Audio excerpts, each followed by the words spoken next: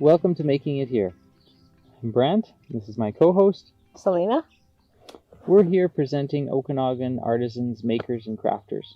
And today we're interviewing Karen with her company Given and Gather. How are you doing? Good, thank you.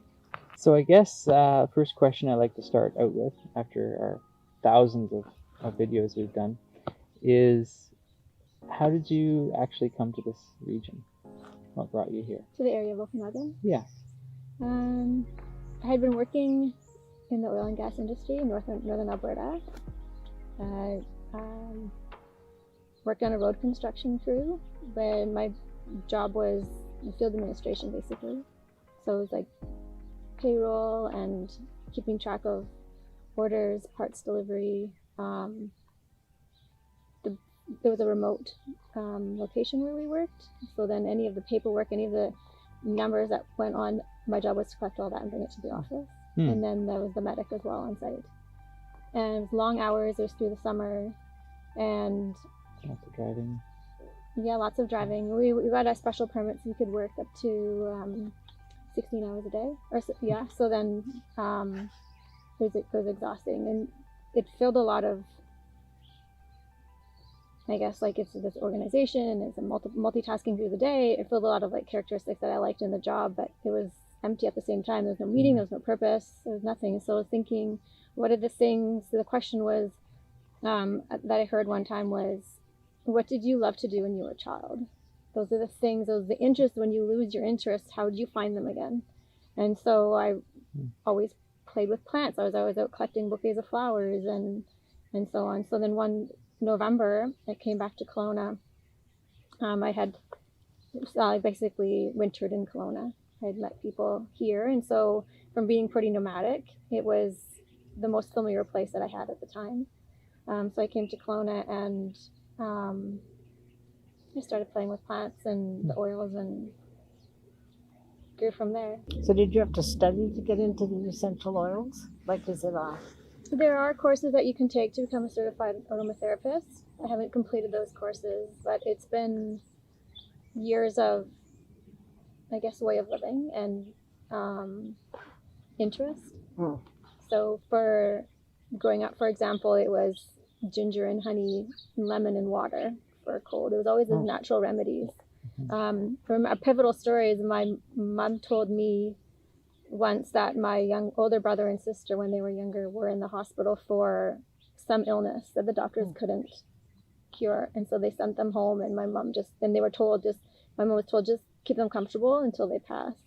But she, I think it was milk thistle and nettle and a few other herbs, and she just got them drinking these teas, and they recovered, and they're fine, and they still don't know what was wrong with them, but how they recovered. So then the belief comes right away from that story that the possibilities from plants and what they can do. And then being ill for quite a few years, trying to take the supplements and the things you're supposed to, and they never felt right in my body. So then I moved to what's the food source of these items? If I'm low on B's, what foods have a lot of vitamin B's in them? Or if I'm low on this or that, how can I naturally get that in my body? So come around to the diet, and then the essential oils are like potent expressions of those plants. So you can like hone it in, and then you can work on emotions, and you can work on deeper aspects than you can with food when it comes to plants. So it was like a progression of playing with plants. Nice. Yeah. I don't know much about essential oils, but I was always curious how they came about. So they all come out of the plant. That's the whole thing. Yeah, there can be cold pressed or steam distilled, and it's the you open a orange, and you open the rind, and you can see the little bubbles on there. That's orange. That's the orange essential oil. Then other ones like from petals of flowers or roots or leaves, usually steam distilled, and then the oil separates. And then they collect that.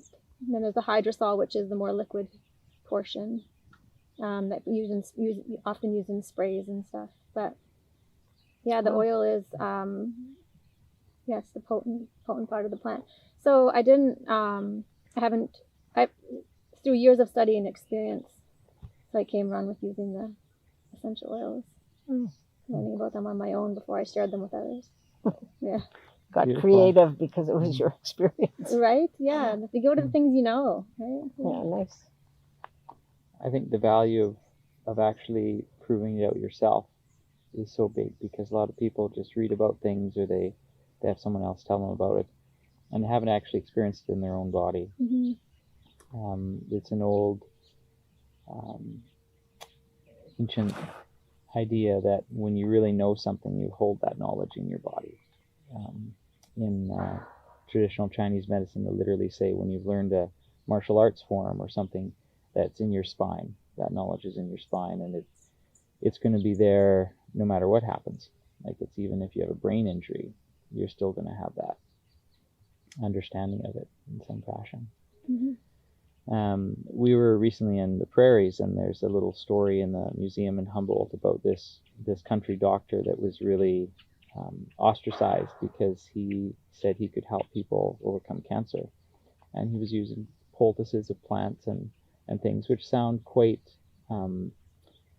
primitive and quite aggressive, and he was very highly criticized. But many people right there in the museum have little testimonials saying, this man helped me survive my breast cancer, and with no surgery, and actually to draw the tumors right out of their bodies, and using plant medicine. And it's something we don't really hear about in the mainstream. It's very, I would say, almost suppressed in some way, or sort of disregarded. And it seems like that change is happening because people are now, like yourself, testing them out and bringing it to the public. I think you gave up all the things that worked in the name of progress. Awesome. Went a little backwards. Yeah. How did you come about then taking this childhood experience and these products you're using yourself and come up with the idea of an actual business that you could make your living on? It kind of just happened. I was working as a massage therapist, alternative massage therapist for doing ATMAT, which is abdominal massage.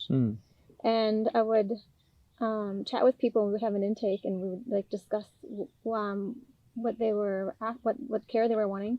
And having the oils, I would just drip them in my hand and then do the abdominal massage. And then I would get feedback on those oils, or on the blends. I could smell them, I could play with them, and it was just an additive to the massage. So when COVID came and we had to shut the clinics, then people were asking for those blends, because at the massage I would teach home massage, and the oils needed to be packaged, and then they needed to be named, and then I would give them to people, have them for people who still wanted them. And then a friend of mine, Jasmine, she see Gypsy at the market. She's like, just come, just sell here. So it became, I guess maybe if other people are interested in this, and I guess I need to package them, and I started selling them. And I don't know. I actually also, one morning, I was waking up early spring, and I just had this vision kind of glimpse thing of me selling at the farmer's market with the oils, making the blends. And I was like, oh, that's interesting. I never thought of that. And I told somebody at the time, and they were like, well, do it. And I think that's what it took, is it took me experiencing it in that dream a little bit, and it took someone's encouragement, someone's support. And I was like, all right, then why not? Right?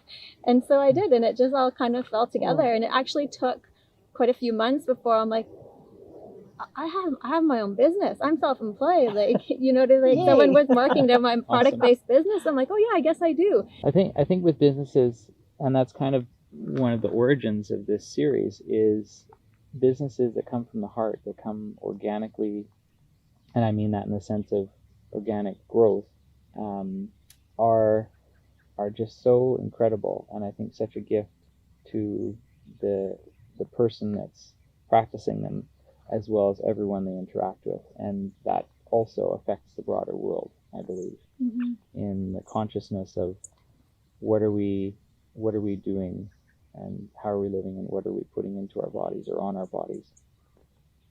I noticed that with many businesses, they maybe there's an inspirational idea, but it becomes quite intellectual somehow, or no, intellectual isn't the right word. Like, it becomes quite machine-like, and they're reading the bottom line kind of at the bottom of their accounting pages, and that's the gauge that they use. And with businesses that are coming from the heart, they have their own energy to them, and they have their own perpetuating glow that just seems to carry forward. And even if that business changes or closes or shifts or sells, what that person started is unique. So do you feel like that you have an ongoing thought, like something, the keys that continue you coming and making things? I was going to bring some of the cream you've made for me, and just so, like, it's just in a beautiful little jar that, you know, I've got by my bedside, and it's just sometimes, you know, the hands get dry. And I remember that you made this because it mattered to you. It wasn't something that you were just passing up an assembly line. Anyway, are there keys that you kind of carry with you to keep you doing this and sharing with others? I think I will always go with the baseline of following what interests me and following what is real for me. So it's a little bit tricky sometimes to make a blend if I haven't personally experienced it. So for hot flashes, for example, I made a blend and I've had other people experience and try it. So it's become personal because I've got that feedback. But yeah, if I am still enjoying what I'm doing, new ideas come to me. I'm still, I guess, part of that energy, that essence is in that bottle as I'm creating it, and I enjoy the sales and I enjoy the feedback and the chats at the farmer's market, then I'll continue doing that. And once that fades, or I feel like I need to pivot or expand, then I'll do that. And I think that's the same with everybody. And the joy of going to the farmer's market is everybody's doing what they've chosen to do with their interest and their energy. And they're sharing that. That person who crocheted that little honeybee really enjoyed that process of making that. And yes, you get a family member who creates that or so on. You can't find that from the one-off, the, you know, bulk store shelf. So that's, I want to keep that energy when I keep doing what I do. And it may shift, it may not, but yeah, and there's a connection between you and that person when they try it. Even just the comments that people come back with, oh, that one smells a little strong, or I don't like that one, or I really like the fresh eucalyptus scents, oh, I really like the citrus scents, is the people grow the energy for me in what I'm creating as well. They get inspired by people and what they want and how they're experiencing it. Yeah. And they probably feel that you love it, because if you love what you do, I think that makes that's a big percentage of all of life. Even if you love life, your life is better. Yeah, exactly. And people feel that off of you, and you get that from other people. Yeah, I often feel the same. Sometimes I'm at the market and I'm like, why am I doing this? What's the key? And then someone will come up and be like, this is the place I want to go to taste, you know, what liquefied fruit grown organically and picked right off a tree is like. And I'm like, oh yeah, that's why I do this. And they give me that little boost, you know, because a lot of times running these businesses, it's a lot of time by ourselves at home, you know, or just trying to sort things out. And it's then when we interact with people, we get that reflection of what the effect is of what we created. Do you see, like, I mean, a lot of people, including myself, I mean, there's family very close by. What do you do in that side of inspiration that is so easy? Like when, you know, my mother is helping me do things for years, and although I'm pretty independent, there's also kind of like, oh yeah, I can call somebody if I really need help. How have you dealt with that when you're basically, you said, by yourself in a whole almost country? I mean, provinces are huge, and you're in many provinces away from the home territory. Mm-hmm. Well, the market is full of supporters and like-minded business people, like creators like we are. So this little chats and conversations about what are you doing with this and how to do that. Here's this link to this photographer that I use. Or so we get support by the people that we work with, for sure. There's some Instagram groups that I follow, or for like women in business or holistic creators, just growing an online business or in person like that. Fran with the farmers market is hugely supportive to anybody who's wanting to grow a business. They get reached out or asked for a store about having a product in their store, and they want my product page. Of, I forget what it's called, but you list your products and the details about the products, and then your wholesale pricing and your wholesale sheet, basically. Okay. It's like, what's a wholesale sheet? So then we chat with people. It's like, hey, you have some stuff in some stores. What did you do with pricing and so on? So we have support by the people that we work with, for sure. And then that can go into friendships, and feels like conversations like this, right? Just all naturally falls together. And we always believe lots of times family are the people that think like you more than our blood family. It depends on where you go from there. So exactly. We sometimes have lots of different families. Yeah, it's having harmony of thought is an incredible thing. Do you have, like, you talked about really the background of loving nature and plants and building things like that from the materials. How have you developed, though, the principles like of staying natural and having that simplicity and purity that is so easy to slide off with? Like I know companies that even wanted to use my juices, and then all of a sudden at one point they got to a certain size and like, I can get like a concentrated, little injection that I can stick in, and I can buy it up from another country, and so I'm not going to use the juices anymore. And I'm like, oh, you've reached that point. And I don't want to ever get to that point. I'd rather, cap sort of what I do to be able to keep that authenticity. So if there's principles that you've carried with the natural physical things to perpetuate what you make. Yeah, I think it's quite simple for me, because if I wouldn't want to work with it or put it on or use it myself, all these products I use myself. Often they're created because I use them myself. So if I'm going to order a shea butter for the base of the magnesium moisturizer, for example, I could get the refined one. I could get the cheaper bulk. I could buy it on Amazon. I could get it from, maybe even Walmart sells shea butter. Or I can get it from a company called Baraka, which is supporting women in Africa who need income, and they take that nut and they process that butter, and it's raw, it's unrefined, and it's really good quality. And there's a purpose behind buying that oil, but buying that shea butter, but that's the one I want to use myself. So that's what I would offer somebody else. Like, it's very easy, because my zone of personal choices, my items need to fall in that category. And there's no compromise. That's right, because I lose the interest. There's no purpose to it anymore. There's no heart in it anymore. If I'm just going to mass produce or produce in low quality, I don't enjoy it anymore. I can understand that. Because everybody's always said to Brante, why don't you go in the stores and why don't you just hire? And I said, yeah, and then your quality goes down, because him and I are both very fussy. Like, it's clean, it's not off the ground, it's washed before it's done, and everything's that way. And you start going big, you have to hire people that don't care as much, and then you have to sacrifice, more. And as long as he can make a living at it, you don't need to be rich. You just need to survive. Yes, and be comfortable.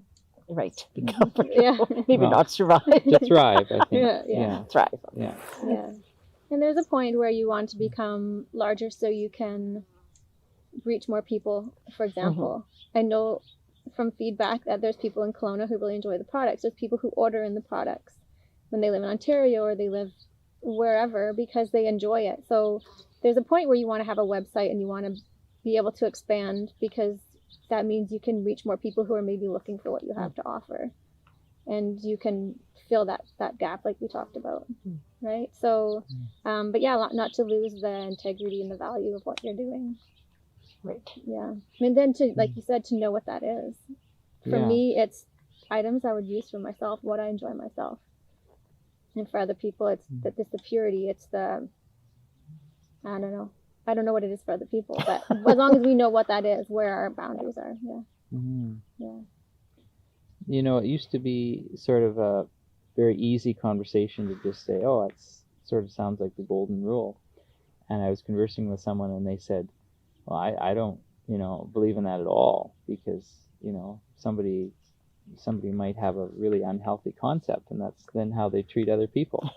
And so I thought the golden rule has to be fit into a broader understanding of principle, where if I have enough value of myself that I want to have healthy things in my body and healthy food and healthy people in my life, then I've learned that value of me.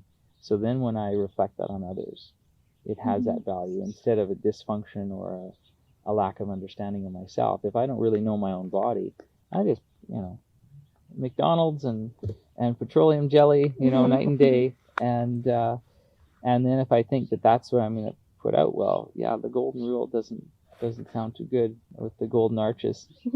No. So I think it's wonderful to be able to connect that in. And I always say that life is about relationships, and it's our relationship to ourselves first, and our relationship to our fellow beings, and then our relationship to life itself. And once we focus on that, I think all of our life, inner and outer, becomes present and more conscious and more well. And understanding to me is such a point. Like I remember even my kids, like you tell them a thing about life, or you warn them because you've experienced it, and you can just tell they're listening. And then I know when they experienced it, because that understanding is there. And it's just, I thought, okay, now you know what I meant. Now you get it. But until you've really experienced and understood, sometimes you can't, and it's hard to get that across to somebody else, no matter how much you know. The experience, how far we come in our life based on our experiences. The same with like the oils. Like I could easily buy cheaper oils.